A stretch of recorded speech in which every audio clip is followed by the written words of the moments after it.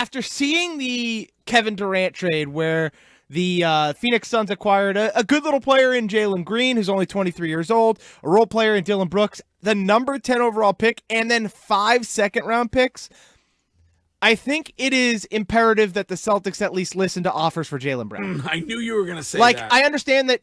So Kevin Durant is much older than Jaylen Brown, but the benefit of Durant is that his contract expires after next year, so he becomes a free agent again, and you don't have to worry about paying him long term. Whereas Jaylen Brown still has, I think, 3 or 4 years left on his deal, so you would have to pay him that 50 plus into the $60 million range over the next 4 or 5 years. But again, younger player in much better shape, way more in his prime than a guy like Kevin Durant. So just seeing what the return for Durant was, knowing Jason Tatum is likely out until basically next year's playoffs, you have to at least listen. And I know it was a big thing with Shams last week that the Celtics were going to get thrown crazy offers at them. They can't just willy-nilly deny all of them. They have to at least listen, because if someone is going to blow you away with an offer, you have to be willing to accept. And I think he's going to get blown away. Not only do talk about the Kevin Durant trade, but I think it might have been last week, the Desmond Bane. Yes. They gave up 4 first-round picks for him. They gave up 5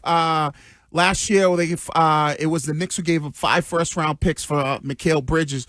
So the amount of what you could potentially get back for a guy like Jaylen Brown is way more than those guys. But I'm kind of with Courtney on this one. If you're going to trade Jaylen Brown, and I'm not sure if you are on the same page, I want an already established all-star caliber player similar to him. I don't care about no 5 draft picks. Yeah. Well, and can you just for the 90th time explain that to all of us, how that works when it comes to the trade and the salaries needing to be in a similar realm? Can you explain that to me? So the salaries don't have to perfectly match, but there has to be a balance. I'm not as fluent in NBA cap as I may be in NFL cap, but Curtis. Yeah, there's an algorithm. You got to carry the 2, divide it by pi. All right. Well, Rich was telling me, Rich and Adam. Can any of Craig Breslow's AI, like artificial intelligence instruments, inform us on how that works? Yeah, probably. Probably so. Okay. Thought partners. But no, Rich and Adam Jones, they're big basketball guys, and they know.